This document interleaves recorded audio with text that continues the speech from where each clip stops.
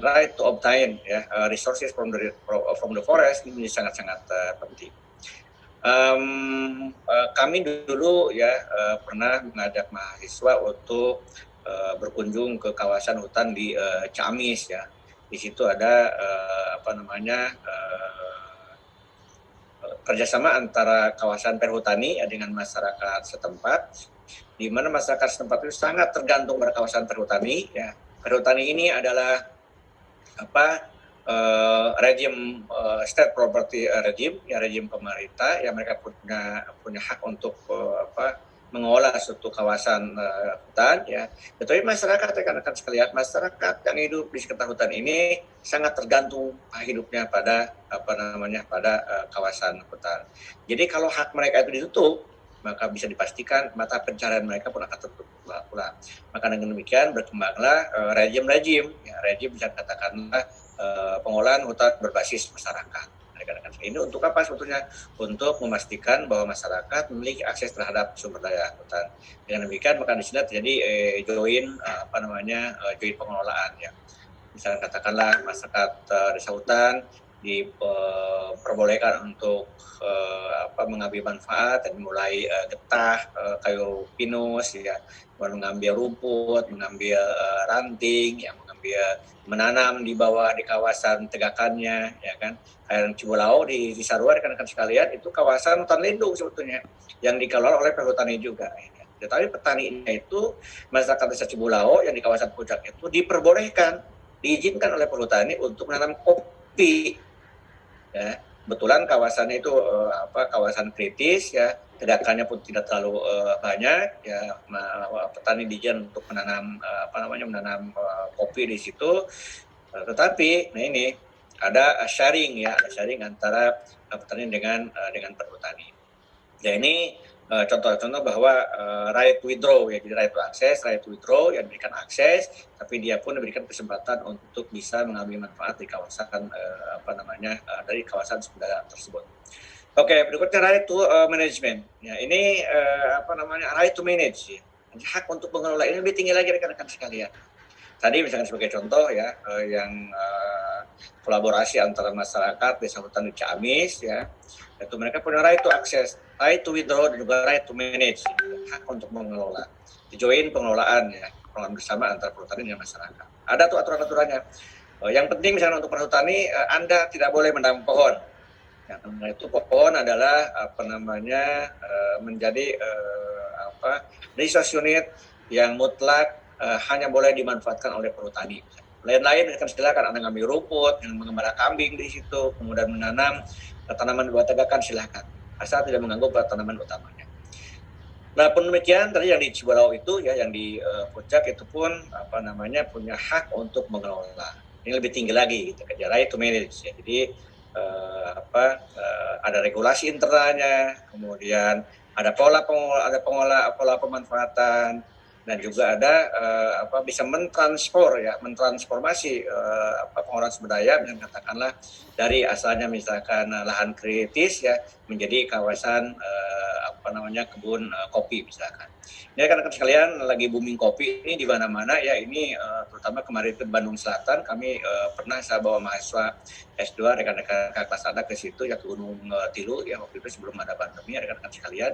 Ini di sini terjadi kolaborasi pengelolaan ya, antara masyarakat petani ya yang yang lagi gandrung untuk menanam kopi dengan kawasan penghutatan lindung. Ya, ini luar biasa ini manfaatnya bagi para petani yang mendapatkan akses tersebut ya.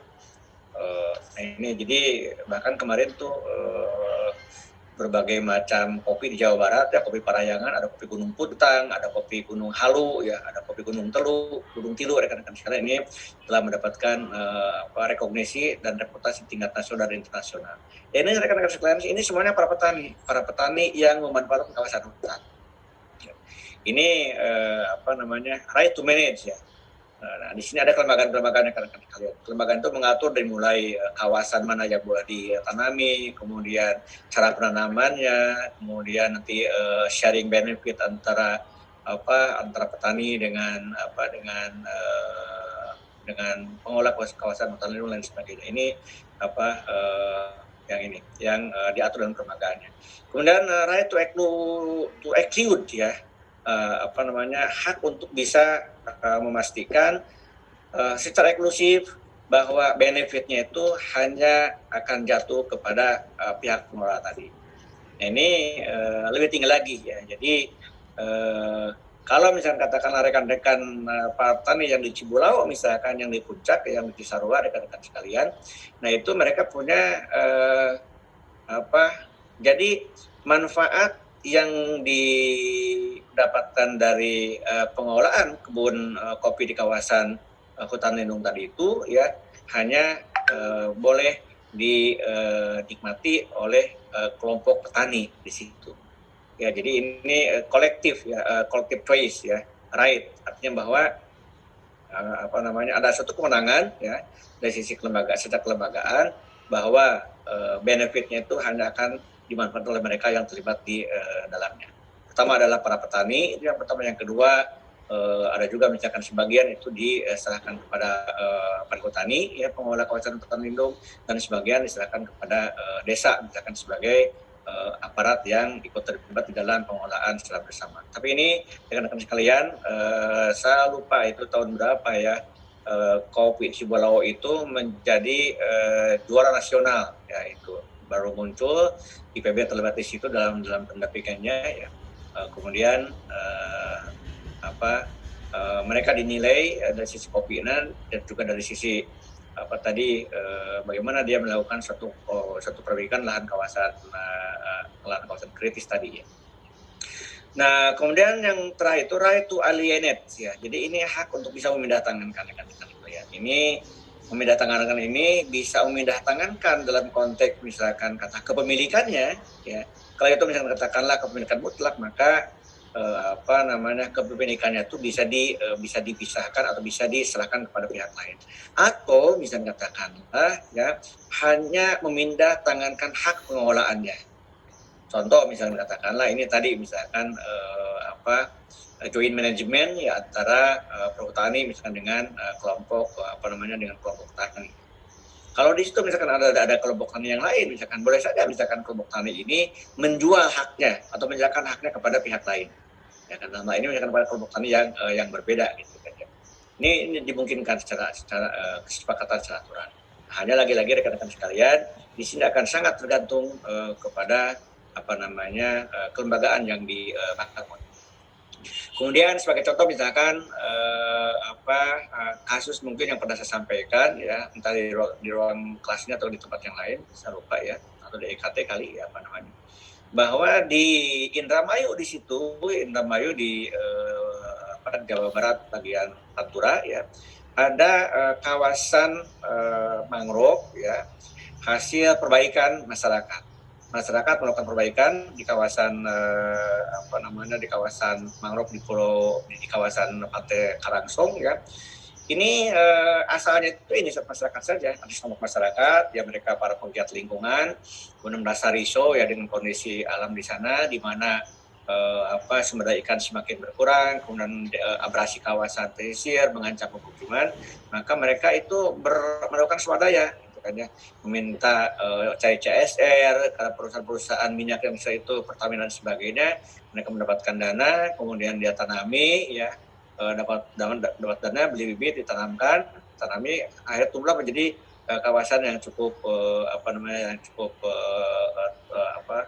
baik ya, ada perbaikan di sana. Nah ini semakin luas, maka di situ nanti timbullah misalkan bagaimana pengelolaannya dan bagaimana hak pengelolaannya antara kelompok masyarakat ya, kemudian pemilik kawasan ini yang menguasai kawasan pesisir, apakah ini saya nggak tahu apakah ini perhutani atau kawasan hutan lindung ya, di kawasan hutan mangrove ini, kemudian dengan pihak pemerintah ya, ini ada joint management di situ ya kan.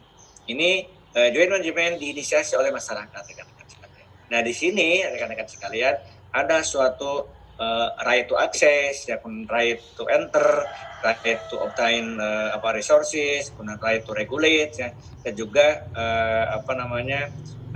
kewenangan untuk bisa menjaga ya agar benefit dari kawasan mangrove ini hanya bisa dimakan oleh mereka yang terlibat dalam pengelolaan. Ini sangat tergantung pada kelembagaannya. Nah, oke. Nah, dengan demikian rekan-rekan sekalian, ya kalau kita bahas lebih lanjut lagi, ya. Jadi ada sejumlah kelompok orang, ya kan. Kalau mereka itu yang hanya boleh mengakses, itu dikatakan adalah authorized entrance, ya. Orang yang punya berhak untuk mengakses. Ini resource user who may only access resources, resource system without right to harvest a single resource unit thereof. Artinya bahwa mereka hanya boleh mengakses, ya, tanpa diberikan kewenangan untuk mendapatkan resource unit, ya kan, dari sumber daya tersebut. Hanya boleh memanfaatkan jasa lingkungan yang bersifat intangible, ya. Nah, ini dikatakan sebagai authorized entrance. Yang kedua ada authorized user, ya. Nah, ini pengguna yang pemanfaat yang yang berkewenangan, ya. Selain tadi mengakses, ya, juga bisa memanfaatkan resource unitnya.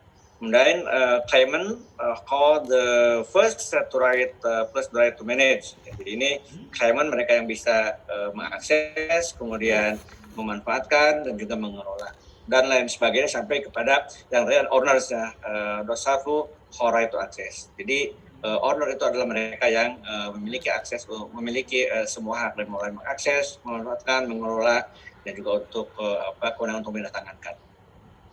Nah, dengan demikian rekan-rekan sekalian, ya, ini kalau nanti misalkan Anda katakanlah misalkan mendapatkan tugas penelitian, ya, tentang kelembagaan dan untuk mapping, ya, stakeholders yang punya kewenangan, maka kerangka analisis ini bisa digunakan untuk memetakan siapa sebetulnya yang paling punya hak lebih paling baik, ya, terhadap sumber daya tersebut.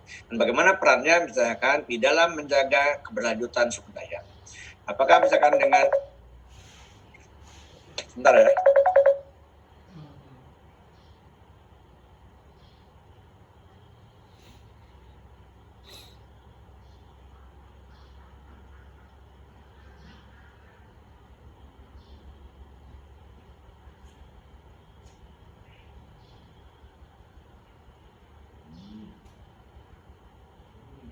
Maaf Pak, belum ada suaranya. Oke. Ada belum sekarang? Ada belum? Pak. Nah, oke. Nah, rekan-rekan sekalian, ya, ya. Anda sudah mengenal tadi, ya, dari mulai katakanlah misalkan yang paling tinggi itu the owners, ya. Yang paling rendah itu adalah claimant, ya, authorized entrance, ya. Tapi pertanyaannya rekan-rekan sekalian, ya, mengapa kita menemukan fenomena tragedy of the common? Ini Anda kalau misalkan sudah memiliki kerangka analisis ini, ya, masalah property right, ya, kan, dan dari property right rekan-rekan sekalian, mungkin timbul pertanyaan, mengapa kita menemukan fenomena tragedy of the common di mana-mana. Sumber air sekarang sudah tragedy of the common, ya. Kemudian di kehutanan pun sama. Kemudian sekarang di kelautan, perikanan kelautan pun kita menghadapi hal yang sama. Jasa lingkungan misalkan di sungai-sungai pun seperti itu rekan-rekan sekalian. Nah, ini apa yang terjadi rekan-rekan sekalian, ya? Mengapa terjadi tragedi of the common? Contoh misalnya kemarin yang pernah saya singgung, ya, bagaimana kawasan Waduk Cirata rekan-rekan sekalian, ya. Ini saya dulu, ya, banyak melakukan penelitian di sini, ya, banyak bimbingan juga S1 S2 yang hasil lulus, ya, di kawasan Waduk Cirata ini. Ini sebuah kasus yang sangat jelas, ya, bagaimana tragedi of the common terjadi. Dan ini bukan hanya di Waduk Cirata rekan-rekan sekalian. Kalau di Jawa ini Anda boleh sebut lah, di Jawa Barat misalkan Cirata, Jatiluhur, ya, kemudian Saguling di sungai yang sama, ya. Kemudian di Jawa Tengah misalkan, ya, ada Kedung Ombok, ya, ada Gajah Mungkur rekan-rekan sekalian. Nah, coba Anda misalkan cek bagaimana status sekarang lingkungannya rekan-rekan sekalian. Maka mereka itu masih utuh ya sesuai dengan peruntukannya. Mereka bangun sesuai dengan peruntukannya untuk misalnya katakanlah untuk pembangkit listrik ya, ataukah sekarang ini sudah mengalami tantangan yang sangat berat dari para pengelola keramba jaring apung. Ini di kawasan Cirata saja rekan-rekan sekalian, ya, per tahun 2020 ini kurang lebih ada 105.000 jaring keramba, jaring apung. Ini luar biasa rekan-rekan sekalian. Padahal dulu rekomendasinya itu hanya 2.000 untuk pada awalnya. Kemudian setelah analisis daya dukung itu hanya direkomendasikan sekitar 12.000 ya kan. Hasil analisis kami sih dulu ya tahun 2014 kalau tidak salah itu masih bisa menampung sampai katakan 20.000-an ya. Tapi sekarang rekan-rekan sekalian, padahal di sini perangkatnya sangat lengkap. Di sini ada perangkat negara hadir di situ, badan pengelola. Kemudian juga ada Provinsi Jawa Barat ya, dengan Dinas Perikanan dan Kelautannya. Ada lagi Balai Besar Pengelola Sungai Citarum, Das Citarum juga ada di situ rekan-rekan sekalian. Tapi semua perangkat-perangkat ini rekan-rekan sekalian ternyata tidak berdaya menghadapi kekuatan-kekuatan eksternal ya yang yang berebut untuk memanfaatkan resource unitnya. Ini ya jadi jadi dan kalau kita lihat misalkan sekarang ya untuk TOT ini ya, Tragedy of the Common ini, contoh yang paling kecil misalkan sekarang yang paling sederhana misalkan ya, sekarang berebutan space atau ruang ya. Misalkan sekarang di Bogor saja nih dia rekan-rekan sekalian, yang dulu sebelum pandemi ya, kalau hari Sabtu Minggu ini di weekend susah cari parkir, jalan macet ya. Karena kemarin itu susah, malas untuk keluar rumah ya, mereka bawa kendaraan sendiri gitu. Karena apa? Karena di jalan juga macet ya. Kemudian sampai di tujuan susah untuk parkir. Ya. Nah ini sebetulnya tragedi of the common ya, karena kita berebut space ya, space yang sangat terbatas diperebutkan oleh banyak orang sehingga terjadi kemacetan. Ya. Nah, kemacetan ini sebetulnya tragedi of the common. Kenapa? Karena kita sama-sama tadi itu menempatkan manfaat yang minimal dari sumber daya alam yang disediakan. Kalau jalan ini kan man-made resources ya, sumber daya buatan manusia. Ya. Kan jalan tol rekan-rekan sekalian ya, ini luar biasa ini di Jakarta ini ya, dulu sebelum pandemi rekan-rekan sekalian kemacetan itu biasa gitu kan. Mereka yang masuk jalan tol yang dalam kota dengan yang mereka misalkan di jalan biasa sama-sama mengalami kemacetan. Nah ini artinya bahwa rekan-rekan sekalian ya di sini mengapa terjadi hal ini dikarenakan yang kemarin sudah kita bahas adanya inequality ya atau ketidakseimbangan antara demand dan supply. Jadi ini demand-nya ini sangat tidak terbatas, sementara supply-nya itu sangat terbatas. Dengan demikian maka kelembagaan ini perlu hadir menjawab persoalan tadi. Tapi pertanyaannya adalah ternyata kelembagaan sudah hadir rekan-rekan sekalian ya, tapi tidak mampu menjawab permasalahan yang tadi. Ini dengan demikian mungkin ini challenge bagi Anda ya rekan-rekan sekalian.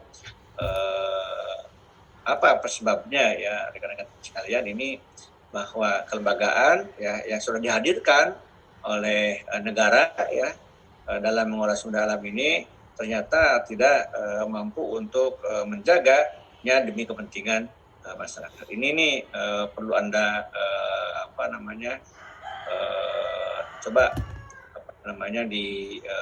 dicermati ya, apa kira-kira penyebab dari terjadi tragedi of the common dalam pengolahan sumber daya alam.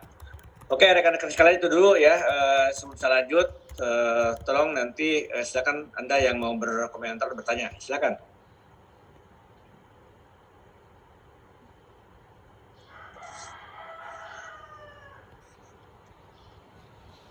Pak, izin Pak. Silakan Abi ya.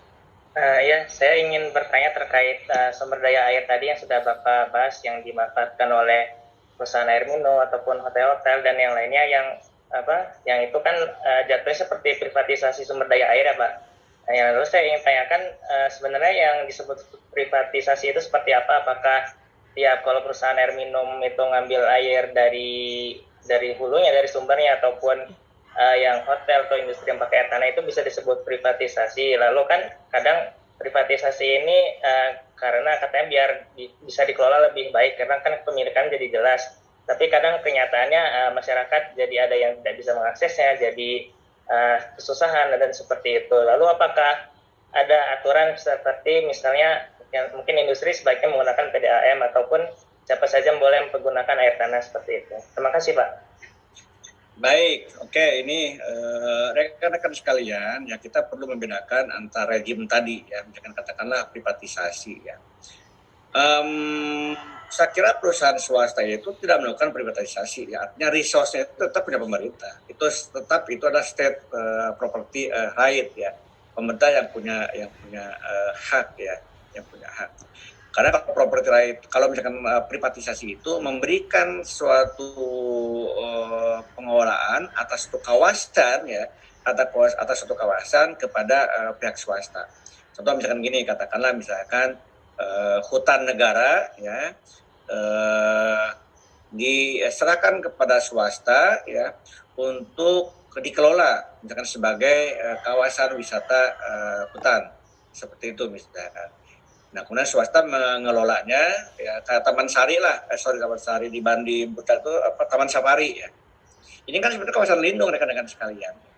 Tapi PT Taman Safari ini punya hak sebagai swasta yang mengelola kawasan. Nah, ini contoh privatisasi. Artinya bahwa pemerintah memberikan hak, ya, atas suatu kawasan untuk dikelola oleh pihak swasta. Nah, ini privatisasi. Kalau misalkan kasus untuk air tanah rekan-rekan sekalian, ini sebetulnya rejimnya rejim pemerintah, ya.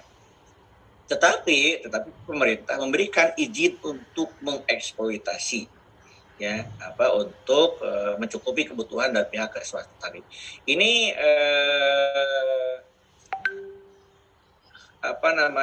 Anda pelajari di perizinan rekan-rekan sekalian. Ini nih rejimnya itu, ya, rejim di perizinan rekan-rekan sekalian. Jadi bagaimana misalnya katakanlah adakah misalkan sekarang pembatasan eksploitasi air tanah oleh suatu perusahaan ketika dia akan mendirikan sebuah hotel misalnya, ya kan? Jadi ini kalau misalkan kita menegakkan, katakan misalkan Pemda Bogor nih, Kota Bogor misalkan, ya, kalau dia menerapkan rejim negara, ya, rejim state property regime dalam pengelolaan sumber daya air, ya, maka dia tidak akan memberikan izin membuka hotel baru atau kawasan bisnis, ya, kalau misalkan katakanlah kecukupan airnya itu tidak bisa dipenuhi oleh pemanfaatan air permukaan. Kalau misalkan katakanlah rejimnya itu rejim konservasi sumber daya air, Nah, tapi karena ini kelihatannya kepentingan ekonomi jangka pendek lebih dominan, ya kan, yang tentu saja di belakangnya adalah para pemilik modal rekan-rekan sekalian, ya, para bisnis yang perlu menginvestasikan uangnya untuk memutar kapitalnya rekan-rekan sekalian, maka ini ada semacam benefit jangka pendek yang diterima oleh negara. Pertama adalah misalkan dari perizinan. Izin ini bukan instrumen untuk membatasi, ya, tapi izin itu instrumen untuk mendapatkan uang. Yang pertama. Yang kedua adalah multiplier effect dari berkembangnya investasi di kawasan tersebut. Ini kalau jangka pendek berpikir rekan-rekan sekalian, maka menjadi halal semua, menjadi boleh semua, gitu, ya. Kalau kita berpikir ekonomi jangka pendek. Dan sekarang Bogor, Bandung, Jakarta butuh investasi, ya kan? Investasi yang akan berdampak pada apa? Berdampak pada pendapat tenaga kerja. Dan juga berkembangnya masih pertumbuhan ekonomi, rekan-rekan sekalian. Tapi kalau berpikir jangka panjang, maka investasi ini perlu dikaitkan dengan rejim lain, itu rejim tentang pengolahan sumber daya yang mendukung investasi untuk berjalan. Nah, ini bapaknya nggak freeze ya? Freeze ya? Oke, sekarang gimana? Masih ini nggak? Lancar, Pak. Lancar, Pak. Lancar. Oke, itu. Jadi ini ya itu rekan-rekan sekalian. Jadi di sini tadi Abi nih, ya, rekan-rekan sekalian, yang ini contoh itu bukan privatisasi, ya kan? Izin AMDK pun bukan privatisasi, ya kan? Tetapi dia mendapatkan izin untuk mengeksploitasi. Ya kan, pemerintah mendapatkan benefit, ya kan, berupa izin dan juga dari pajak, ya kan, perusahaan mendapatkan benefit dari margin bisnisnya. Ya kan? Nah, jadi kalau misalnya katakanlah sekarang ini rejim state property regime yang dibangun itu katakanlah ingin menyelamatkan air tanah, ya mau tidak mau ini perlu ada pembatasan pemanfaatan sumber daya air, ya, baik itu oleh industri AMDK maupun oleh kegiatan-kegiatan bisnis lainnya, termasuk misalkan hotel, mall dan lain sebagainya. Oke, ya itu ya. Baik Pak, terima kasih Pak. Ya, oke, silakan yang lain.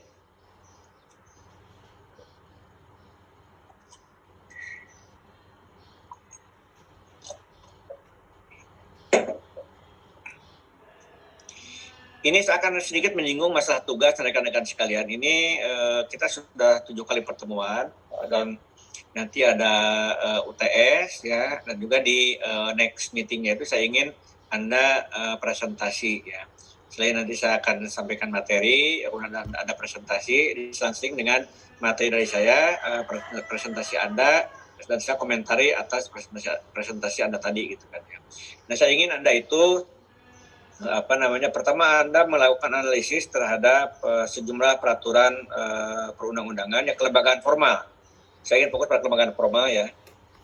Ini kayaknya menyangkut masalah kebijakan ya. Jadi saya ingin fokus pada kelembagaan formal, kebijakan terkait dengan penggunaan sumber daya alam. Jadi ini masing-masing saja mungkin satu orang. Pertama adalah ada yang fokus pada pengelolaan sumber daya air tanah ya. Silakan nanti Anda bagi-bagi saja ini untuk PJ-nya ya. Nanti bagaimana outline-nya dan poin-poin apa yang perlu Anda tuangkan dalam tugas tadi akan kita bahas bersama-sama. Yang pertama air tanah ya. Ada berapa orang sih nih sekarang Pak Hasannya yang ini? Semuanya? 7 ya? Ada 11 Pak, 11 orang. 11 orang, oke. Kalau 11 berarti ada 11 topik ya. Pertama adalah rejim air tanah ya, yang pertama. Yang kedua adalah rejim waduk ya, waduk dan danau barangkali, waduk dan danau ini yang kedua. Yang ketiga adalah rejim taman nasional ya. Taman nasional, sedang ada nanti ada taman nasional hutan ya, yang berikutnya taman nasional misalkan laut, kawasan pesisir ya, atau laut lah gitu kan ya. Silakan Anda ini yang keempat. Yang kelima berikutnya adalah rejim pengolahan sumber ikan tangkap ya, ikan tangkap. Berikutnya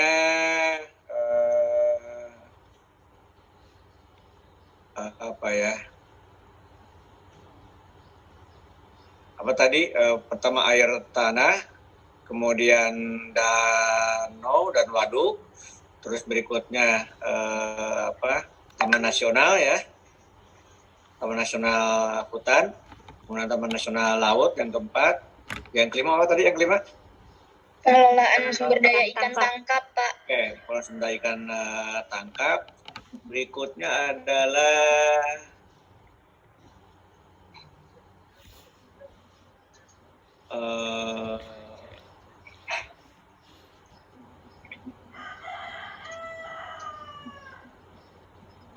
ini rejim air permukaan ya, di luar danau tadi ya, sungai lah gitu kan ya. Bagaimana nanti rejim air permukaan. Air tanah udah belum tadi air tanah? Sudah Pak, nomor 1. Sudah Pak. Sudah nomor 1. Air tanah, air permukaan, danau. Oke, berikutnya Ekosistem teluk nggak masuk Pak? teluk. Ya Allah, Mak. Teluk ini bolehlah teluk ya. Boleh teluk ya. Ya Allah, hai dek Kak ơi. Teluk di situ. Kak ungkot le saboy pada ni au. Muara ya. Ni Pak.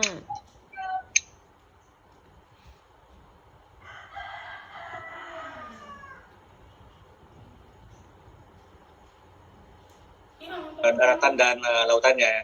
Silakan di situ tuh kalau bisa Anda nanti rejim Ya, HTI nanti ya, Kak bisa Euy, juga oh, rejim kayak nanti babe kolaborasi rayangnya ya. juga tak Ya nyangkut. nanti rejim katakanlah misalkan HPH ya. Ini apalagi kira-kira? Ada berapa tadi? Ada catat nggak? Yang ketujuh tadi apa ya, Pak? Kehutanan. Kehutanan ini, halo, Ijat. Ya, Pak. Nah, kawasan hutan itu bisa HTI ya, hutan tanaman industri, ya kan. Rejim hutan lindung juga bisa ya. Hutan lindung dikaitkan dengan pengelolaan wisata misalkan, bisa ya di situ. Oke, rejim DAS ya. Ini karena banyak juga bimbingan saya penelitian tentang kawasan DAS ya, daerah aliran sungai. Ini juga bagaimana rejim DAS ini ya. Oke. Udah berapa? Coba catat. Udah bacain nggak? Oh. Tolong di-share coba. Ada yang catat kan tadi, Runi? Saya hilang di setelah Telut, Muara, HTI, dan DAS ya Pak terakhirnya. Coba di-share aja nanti saya catat lagi, coba lihat. Anda share dulu di ini. Oke, saya keluar dulu ya. Diketik Pak. Ya ketik di sini, di-share di sini. Hoy, likur. Pongkok kena yang Anda gitu. ketik, share di ini di sini di screen. Baik. Sambil ketik aja di sini, share dulu screen-nya, window-nya, Word-nya. Anda ketik di sini. Hai kok berai acok Kak Euy.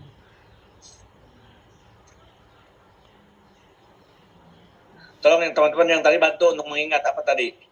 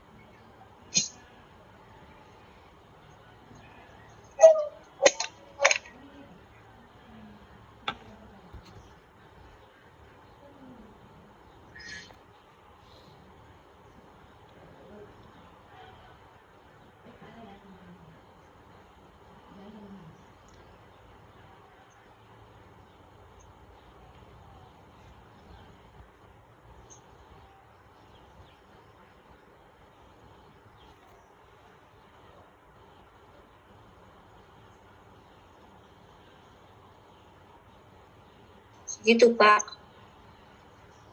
Atau ada yang kurang?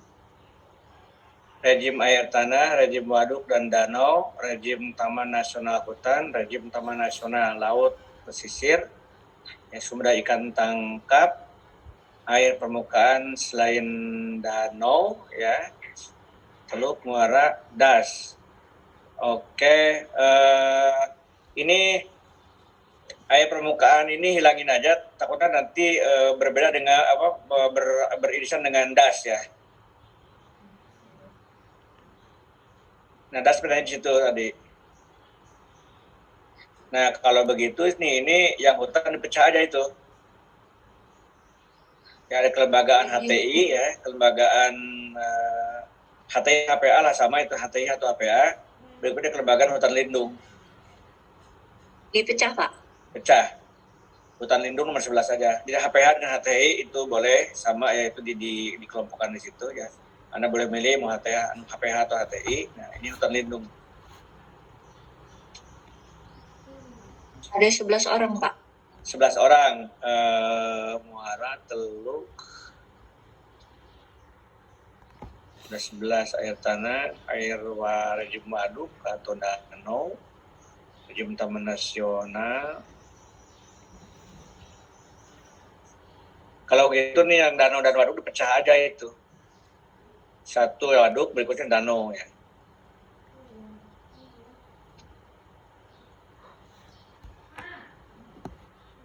ya Pak. Oke, ya. Ini mungkin nanti untuk Dano, gini ini maksud saya ya. Pertama adalah poin-poinnya ya. Poin-poinnya pertama adalah Anda melakukan mengidentifikasi dulu identifikasi kelembagaan formal ya terkait dengan kelembagaan ini, terkait dengan sumber daya ini. Ya. Misalkan gini, kalau rejim air tanah ya berarti ini Anda mengumpulkan peraturan perundangan yang terkait dengan pengelolaan air tanah. Misalkan seperti itu ya. Identifikasi kelembagaan formalnya. Itu yang pertama. Yang kedua, Anda melakukan analisis terhadap konten kelembagaan formal, ya. Konten kelembagaan formal terkait dengan pembatasan demand side-nya, ya, pembatasan demand. Contoh gini, misalkan untuk perikanan tangkap nih ya, untuk perikanan tangkap, misalkan Anda menemukan adakah izin-izinnya? Izin itu kan apakah izin di situ terkait dengan pembatasan ataukah ada kepentingan lain? Ya kan? Jadi analisis terhadap konten kelembagaan formal terkait dengan pembatasan demand. Ya kan? Anda harus menemukan ini nih, menemukan adakah pembatasan atas demand. Ya kan? Kemudian yang berikutnya analisis terhadap konten kelembagaan formal ya terkait dengan pemulihan supply, ya kan? Terkait dengan pemulihan supply. Misalkan supply side-nya di situ katakanlah misalkan ada kewajiban untuk ikan misalkan restocking ya, ada kewajiban untuk larangan untuk menangkap ikan ukuran tertentu misalkan, atau misalkan katakanlah larangan untuk menggunakan alat tangkap tertentu untuk perikanan misalkan seperti itu. Nah, sebelum sampai kepada identifikasi kelembagaan formalnya tadi itu ya diawali dahului dulu nih dengan deskripsi tentang kondisi empiris. Di awalnya nih di atas satu Runi. Bukan di sini ini di sebelum identifikasi ya. Jadi ada di situ ya deskripsi ya kondisi empiris, ya kan, kondisi empiris tentang sumber daya tersebut. Misalkan ya pertama adalah tingkat eksploitasinya, ya.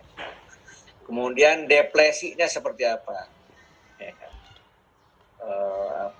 Kemudian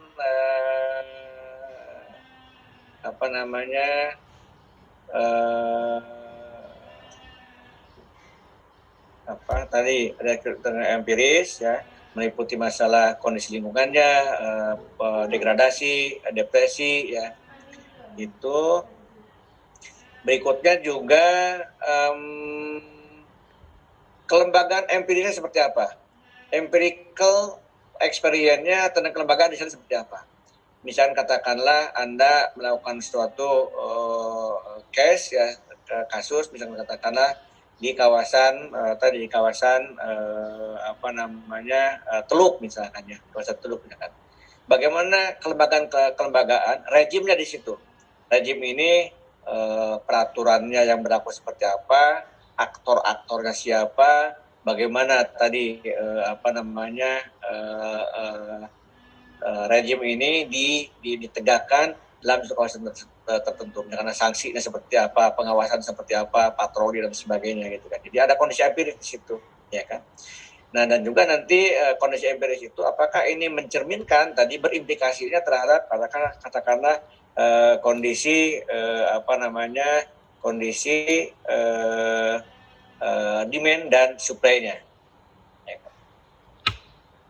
Paham nggak maksudnya?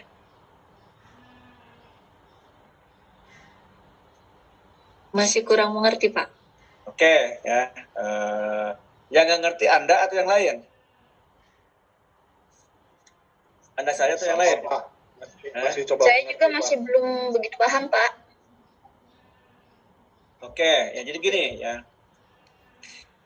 Pertama adalah ketika Anda mendeskripsikan tentang kondisi empiris. Contoh nih tadi misalkan ya kasus misalkan kata waduk ya. Ya. Anda bisa mendeskripsikan kasus-kasus pengolahan waduk di Indonesia. Ambil misalkan 3, 4, 5 contoh misalkan. Anda searching di internet bagaimana kondisi misalkan waduk yang paling besar lah di Indonesia ini, misalkan katakanlah ya Jawa Barat misalkan Cirata, ya kan, Jatiluhur, Saguling, kemudian yang baru misalkan di Jati Gede ya kan Sungai Cimanuk, kemudian di Jawa Tengah misalkan ya ada waduk waduk Gajah Mungkur, Gunung Ombor dan sebagainya. Anda deskripsikan kondisi empirisnya.